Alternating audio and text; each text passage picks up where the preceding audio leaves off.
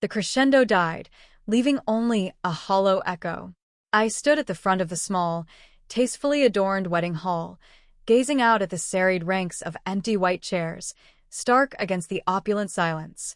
My bouquet, a beautiful lie, felt like a stone anchor in my trembling hands, my fingers white-knuckled and shaking so violently that a single rose petal, crimson as a drop of blood, spiraled to the polished floor.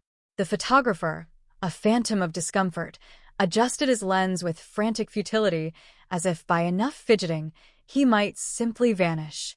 A hushed query from the event coordinator, her voice a delicate trespass. "Should we wait a little longer, Lady Alara?" Her eyes darted towards the colossal double doors, as if expecting them to burst open in a triumphant deluge of smiling kin. My throat was a desert, each swallow a struggle, raw from the forced smiles I'd worn for the past hour. "No," I stated, my voice, though barely a whisper, cleaved the stillness like a blade. "They are not coming." Willow, my steadfast confidant and the truest friend I possessed in this fractured world, offered a look of profound sorrow and squeezed my hand, a silent anchor. "They're the ones missing out, Alara. Forget them. You look exquisite." But a molten tide of betrayal surged through me. They hadn't simply missed it. They had consciously, unequivocally chosen absence. Every single one. My parents, my cousins, my aunts and uncles, even the distant relatives who'd RSVP'd with effusive promises months ago. All of them, basking in the artificial glow of my brother Marcus's flashy new business launch, the very event my father had been championing for months. I had scheduled my wedding date long before Marcus had dared to declare his grand opening. My family hadn't even bothered with the pretense of splitting their time. Their dismissal was brutal in its simplicity. "You'll understand, Alara. This is crucial for him." And here I was, in a hall so quiet the low hum of the air conditioning felt like a mocking whisper. The efficient venue manager cleared his throat gently. "We can still proceed, Lady Alara." "No," I interjected, my voice rising, firm and unyielding. "We will not. This hallowed day, meant for joy, would not be desecrated by their indifference." Willow shot me a worried glance. "You're calling it off?" "No," I whispered, tears burning the backs of my eyes unshed. "I am simply not letting them steal even this ghost of a beginning." I retrieved my phone from the table, intending to tuck it away, but the screen flared with a single message from Reese, my husband-to-be. Smile. Confused, I scanned the room, but he was nowhere in sight. Then another notification buzzed, a digital avalanche, 63 missed calls. From Mother, Father, Uncle Alistair, Aunt Beatrice, even from Marcus. The very same people who couldn't be bothered to show. Willow's eyes widened, a silent, "What the hell?" on her lips. I opened the first voicemail, my breath catching as Father's panicked voice spilled into the air. "Alara, call us back right now. You need to explain what's going on." Before I could process the words, a shadow fell across the threshold. It was Reese. Not in the expected charcoal tux, but a perfectly tailored midnight blue suit, an armor of intent. His jaw was a rigid line. His eyes, usually warm, now held a glacial glint. A faint, knowing smirk played on his lips, a silent promise of reckoning already set in motion. "Ready?" he asked, his voice low, resonating with an undercurrent of something fierce. I stared at him, torn between a sudden surge of dread and an intoxicating wave of relief. "Ready for what?" I managed, my voice barely a thread. "For the dawning realization of their gravest error," he said, stepping closer. Reese moved with the predatory grace of a man who knew precisely what he wanted. He took my bouquet, placing it gently aside, then guided me out of the empty hall without a backward glance. Outside, the valet pulled up our sleek black sedan. The city air, sharp and unforgiving, felt colder than it should have. My phone buzzed again. Mother, Father, Marcus, all calling like their very lives depended on it. "What machinations have you set in motion?" I asked as Reese drove off into the twilight. His lips curved into a subtle, almost dangerous smile. Your family's grand launch party, it seems, isn't quite adhering to their meticulously crafted plans. The bank, it appears, has put a temporary freeze on their transactions. My head snapped towards him. What? Why? Remember that loan you co-signed for Marcus years ago? He began, his gaze fixed on the road. Turns out, your name remains inextricably linked to his company's assets. I simply asked the bank to clarify your ongoing consent. That triggered a standard hold until the matter is fully resolved. I blinked, a slow, dawning comprehension. This was your doing? Today? They chose this day, Ilera, he said simply, his voice devoid of judgment, yet brimming with conviction. And now, they will learn the true measure of your worth. Another call lit my phone. Reese nodded towards it. Answer. On speaker. I obeyed. Father's voice, sharp with unbridled fury, filled the confined space. Ilera, fix this. Your brother's investors are here, and the bank is holding everything. Marcus's voice cut in, laced with venom. If this is about your petty wedding, grow up. We'll take you out to dinner later. A spine of iron formed within me. You've forfeited your claim to my happiness, I stated, my voice chillingly calm. Now you will come to me. 7 p.m. The Blackwood Estate. You will apologize, profoundly and without equivocation. Only then might we discuss the wreckage you've wrought. Silence. Then my father's clipped, almost guttural assent. Very well. Reese's hand found mine as I ended the call. Good, he murmured, his thumb tracing soothing circles on my skin. You are finally setting the rules. By the time we pulled up to the Blackwood Estate, the sun had already dipped low, painting the glass facades of the surrounding buildings in a pale, fiery orange. Reese had chosen the venue with deliberate precision, neutral, undeniably upscale, and excruciatingly public. It was the kind of place where tempers remained meticulously in check, for too many influential eyes might be watching. Inside, we secured a private, glass-walled salon, a stage for our unfolding drama. The long table gleamed under pendant lights, and the polished floor echoed our measured footsteps. 7 p.m. Reese inscribed on the polished whiteboard in the corner, underlining it with deliberate force. Punctuality matters tonight. At 6:55, Willow arrived, a tempest of loyalty in her gaze. She enveloped me in a fierce hug. If they try anything, I'm staying. No one corners you alone. At 7:10, precisely, the glass door finally glided open. My parents entered first. My father, a stiff, formal presence in an overly tailored suit. My mother, her grip on her purse a white-knuckled shield. Marcus followed, his jaw a rigid knot, his phone clutched like a lifeline. Behind him, his CFO, a hawk-nosed man in his 50s, exuded a weary resignation. No one sat. Let's make this quick. My father, his impatience a palpable thing, snapped. I remained, an immovable presence at the head of the table. Before a single word of business sullies this air, you will offer a profound apology for your absence at my wedding. Not a polite platitude, but a true acknowledgement of your transgression. My mother wrung her hands. Ilera, darling, we didn't miss it, You chose not to come. I interjected, my voice a silken thread, yet each word landed like a hammer blow. Father's jaw flexed. He glanced at Marcus, then at Reese, then back at me. Fine, he conceded, his voice strained. My mother gave a quick, jerky nod. Yes, we're sorry. Marcus's silence was a roaring indictment. Good, I stated. Now, business. Reese slid a pristine folder across the gleaming table. Here is the original loan guarantee Lady Ilera signed, the bank's official freeze notice, and our email request for clarification. The CFO, his brow furrowed, flipped through the documents. If we settle the old obligation and provide proof to the bank, the hold will lift tomorrow. Correct. Correct, Reese affirmed. But there are 3 additional conditions. Conditions? Marcus's voice was sharp, incredulous. Yes, I said, my gaze locking with his. 1. You sign a statement acknowledging my name was added under duress, and you will never again use my finances without my explicit, written consent. 2. You reimburse every out-of-pocket cost I've covered for your numerous ventures. And 3. You send me a private, written apology that explicitly references my wedding.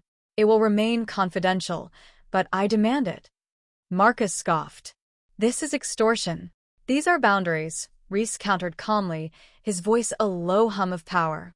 Something your family has never respected. My father began to argue, but the CFO cleared his throat. Marcus, he interjected, his voice low but firm, she has substantial legal grounds, and the longer this drags on, the worse it looks to your investors. Marcus's glare could have cut glass, but he finally ground out, fine, we'll do it. I didn't smile. I simply leaned back in my chair, feeling, for the first time in memory, not cornered, but commanding. The agreement was signed before they left the Blackwood estate. Reese ensured 2 witnesses, Willow and the CFO, were present, leaving no room for later denial. Marcus signed last, his pen a jabbing weapon against the pristine paper, each stroke a bitter capitulation. As soon as they were gone, Reese leaned back in his chair, exhaling slowly. That, Alara, was merely the overture. Overture. I raised an eyebrow. You'll see. The next morning, the digital avalanche resumed. Only this time, the calls weren't just from family. My phone buzzed with unknown numbers. Journalists from every local business column, anonymous numbers from curious onlookers wanting a statement about the grand opening. I ignored most of them, but curiosity finally got the better of me when Willow texted, "Turn to Channel 9. Now." The segment was already halfway through when I flipped on the TV. The reporter, her face grim beneath a barrage of wind and flashing lights, stood outside my brother's gleaming new storefront, talking over footage from the night before. Sources say a financial hold disrupted transactions during the grand opening, leaving customers unable to complete purchases. Several key investors left early, and some vendors have expressed profound frustration over the inexplicable delay. The camera cut to a clip of Marcus, his face a mottled crimson, gesturing wildly at a cluster of impassive investors. Behind him, employees milled awkwardly, distributing complimentary coffees in a futile attempt to retain the departing crowds. The caption at the bottom of the screen screamed, "Launch Day Catastrophe. Unforeseen Freeze Cripples Grand Opening." Reese came up behind me, coffee in hand, his smile a chillingly beautiful thing, watching the screen. They'll spin it as a technical glitch, of course. But the investors aren't fools.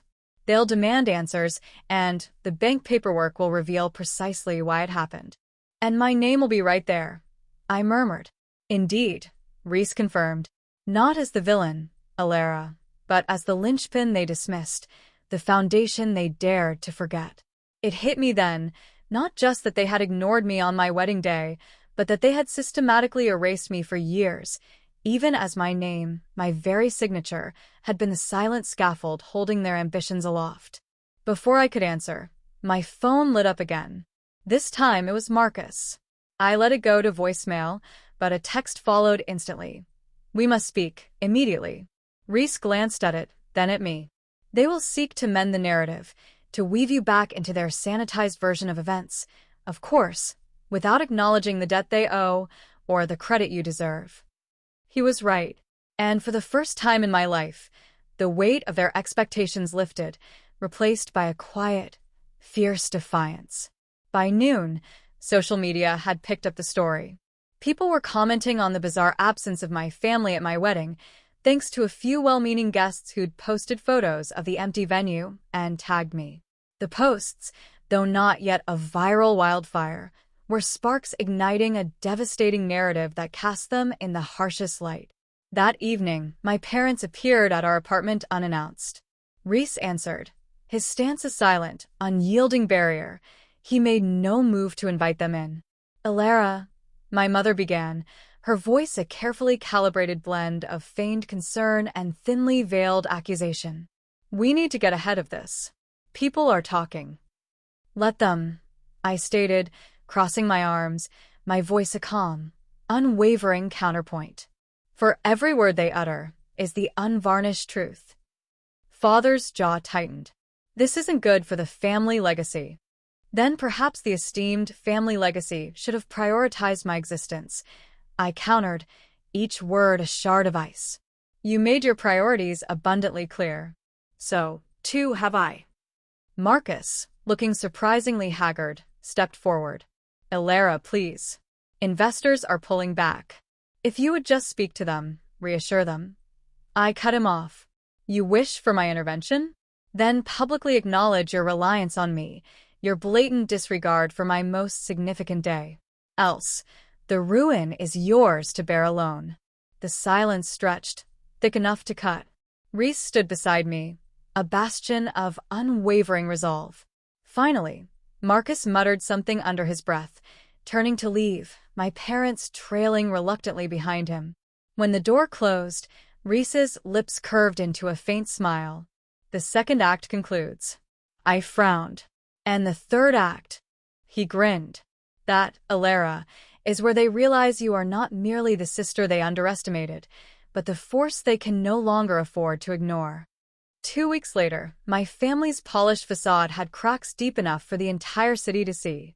It began with a quiet article in the local business journal, buried on page 6, Launch Day Debacle Linked to Overlooked Guarantor. It was factual, almost dry, a short piece explaining that my name had been on key loan documents, that the freeze had been a standard banking procedure, and that it was resolved the next day. But then it gained insidious momentum. The article was picked up by a popular regional news blog, the kind that thrived on human interest twists. They added a headline that made people click, The Forsaken Sister, How a Wedding Snub Unraveled a Corporate Empire. That was when the messages started pouring in. Old college friends I hadn't heard from in years. Former coworkers. Even distant relatives who'd never invited me anywhere suddenly remembered I existed. Half were offering support. The other half wanted the inside scoop. I ignored all of them. Instead, I focused on building something that had nothing to do with my family. Reese and I had been talking about it for months, transforming my small freelance design work into a full studio. Now, with all this unexpected attention, it felt like the perfect time. We rented a corner office in a shared workspace, painted it the softest shade of cream, and emblazoned my name, Elara Greystone Designs, on the door. Willow, ever the artist, helped me craft the elegant emblem. Reese handled the legal filings. I worked late into the night, not out of obligation, but out of a profound sense of ownership. And then came the gala. Every year, the city's Chamber of Commerce hosted a black tie fundraiser for local entrepreneurs. Marcus had been invited to showcase his launch. I hadn't planned to go, but when an invitation arrived addressed to Mr. and Mrs. Reese Vance, I knew exactly who had pulled the strings. You're thinking of going, Reese said one night, watching me twirl the heavy cardstock in my hands. I'm thinking of a grand unveiling, Reese, I said, my voice quiet but resolute. Not just of us, but of my true self. On the night of the gala, I wore a sleek gown of midnight sapphire, shimmering like liquid starlight. Reese, a vision of effortless power in his bespoke black tuxedo, took my hand. As we walked in, I could feel the collective gasp, the sudden pivot of every gaze, the ripple of hushed whispers. My parents were already there, Marcus at their side, their faces masks of rigid composure, fragile as spun glass. They didn't approach us. Not yet. The event moved quickly. Speeches, awards, polite applause. Then came the networking. That's when it happened. A group of investors I vaguely recognized from Marcus's launch approached me. Not him.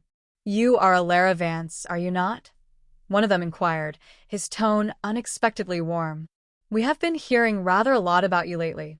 Marcus was only a few feet away, watching, his jaw set like stone. Yes, I said, my smile genuine. I run Elara Greystone Designs. We specialize in branding and digital strategy. They peppered me with questions, asked for my card, and nodded approvingly when I told them about recent projects. It was subtle, an almost imperceptible tremor in the established order, but the shift was undeniable. My name, Elara Vance, now resonated with its own distinct gravity, separate from the shadowed legacy of my brother. Finally, my parents came over. My mother's smile was brittle. "Elara, darling, you look simply lovely." "Thank you," I said, my tone coolly neutral. Father cleared his throat. We wanted to say we're proud of what you're doing." It sounded rehearsed, a line carefully practiced, devoid of true sentiment. "I appreciate the sentiment," I replied, my voice coolly detached. "But my endeavors are not, nor have they ever been, for your approval." Marcus stepped forward.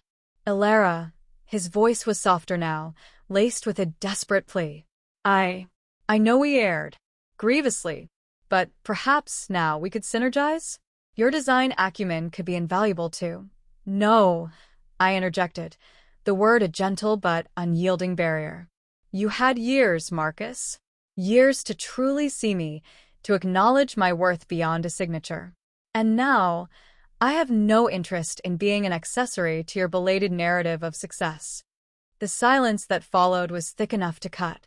Reese slipped his hand into mine, and we walked away, leaving them stranded amidst the glittering throng, a tableau of their shattered dominance, watched by a room now keenly aware of the seismic shift in power. That night, as we drove home, I looked out at the city lights and felt something I hadn't felt in years. Light, unbound, irrevocably free. "They'll keep calling," Reese said. "I know," I said, smiling faintly. "But now they call my name, and the choice to answer, or to let their pleas echo into the void, is solely mine." And for once, I didn't feel I owed them a single thing.